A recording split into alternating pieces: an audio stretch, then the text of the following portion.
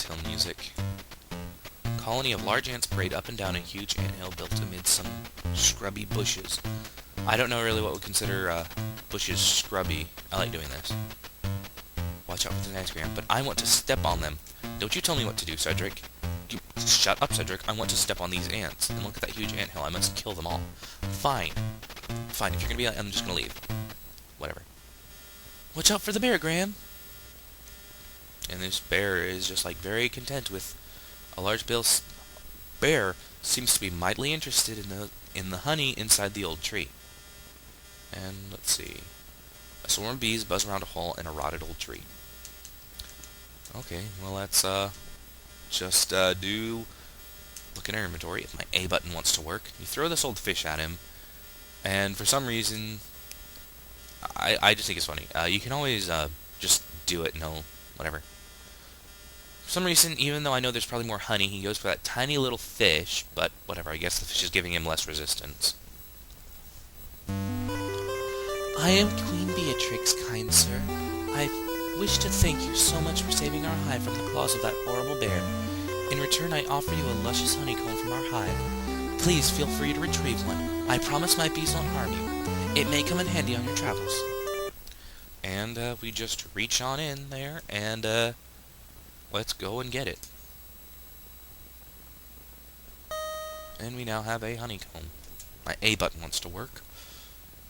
Honey drips at the edges of the honeycomb chunk. This doesn't look like a custard pie. I don't know. It looks like a pie, but that doesn't look like a custard pie. Whatever. And if you noticed, this lovely little thing here on the ground, that is a stick. Graham notices a large stick lying on the ground near the old tree. But that's not really near the tree, but whatever. One thing I noticed that's kind of funny compared to the PC version of this game, in Seer games, because I've actually played several of them, I'll just come back here later and deal with him. I'll just come back here later too, I just want to talk, go into the desert. One thing I noticed about Seer games is they're very widescreen compared to most games. And here it's kind of the opposite. It's very full screen, but it's more stretched up and down than left to right like the computer games are. I find that a little weird. I mean, it works for the console, but I guess it wouldn't work for the PC. Yes, what you're going to want to do in the desert is, because I like to get this out of the way, because it's so annoying and tedious, you want to just go to the top screen and you just keep going left. You just keep going left, and you stay behind this rock here. I know it looks weird. I didn't even notice it until I looked at a guide years later. But you need to hide behind this tree, or you'll get killed by that music. From across the desert sands, Graham can hear the sound of approaching hoofbeats. And of course, they can't see me, even though my head's sticking up. Open sesame. That's the voice he's gonna have. I just claim it. And he just takes forever depositing whatever. Okay. Well, now that he's gone, we can actually get water from this little oasis, even though it's like a pond. Ponds don't really classify as oasis. Oasi? Oases? Ah, the cool water felt wonderful on Graham's parched lips, and his body now feels rejuvenated. So you have to drink some every, I don't know how many screens. I want to say like 6 or 7, because on the 7th I think you die. But whatever. Looming before him, the huge temple door beckons tantalizingly to Graham. Stone statues of Pegasus guarding the old crumbling temple. Built into the sandstone cliffs, an ancient temple towers above Graham as he surveys its ornately carved columns and friezes. Friezes? I don't know what those are. I'm not an art student, so I have no idea. So let's try and get in. Open sesame! Sorry if that spiked the audio there a little bit. The temple door won't open. Perhaps there's something missing. Of course there's something missing. We saw it in the cutscene. Let's see. Now, from how you get to the encampment, you go left 1 from the temple, and you go down 3, I believe. And we can look at the desert here, while the sand's just blaring in our ears. The scorching sun burns down on the dry desert as Graham struggles through the hot sand. He looks around, but all he can see is more desert. Okay, whatever. Ah, we found an oasis. Yeah. The hot, dry desert seems to go on forever in all directions, but helpfully a spring wells up here, creating a cool spot in which to gather new resources. And you have to drink every time you come to an oasis. You'll die if you don't. You have to. This game's unforgiving when it comes to the desert part. Something I thought was actually really cool.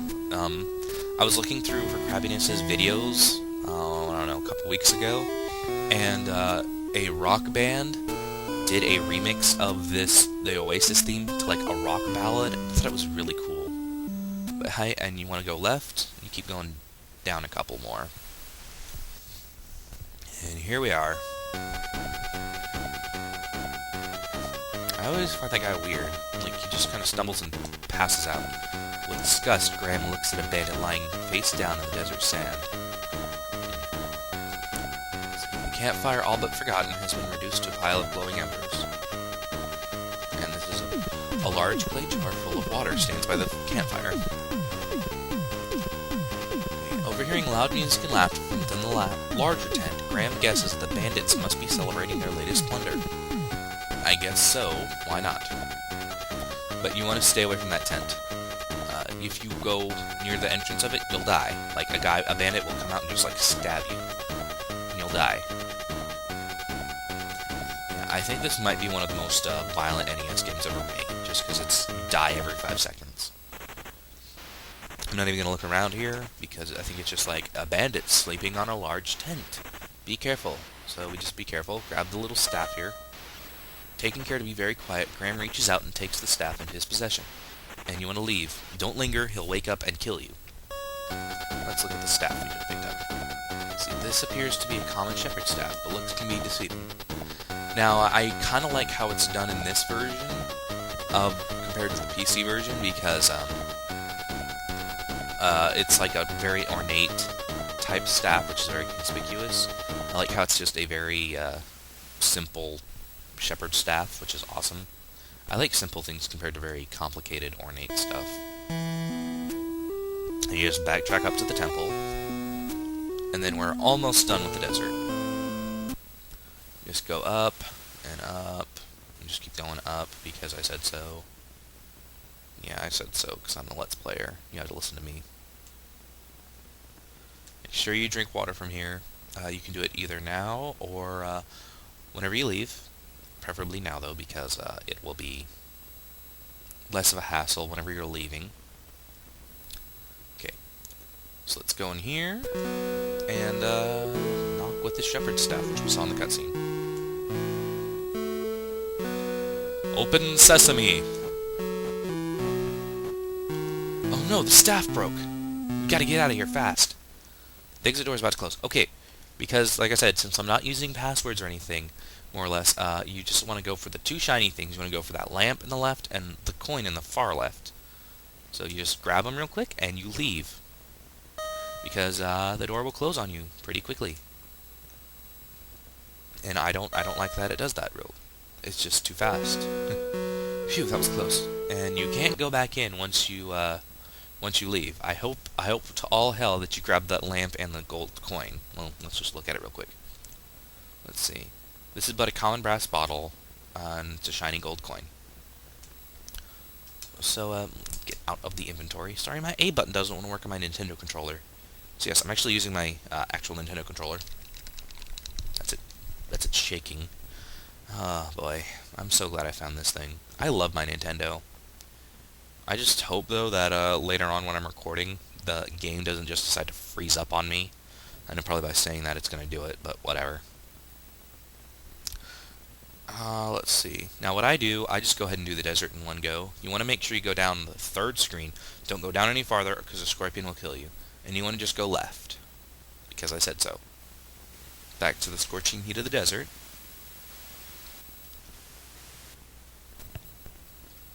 And yes, fill up on the oasis here.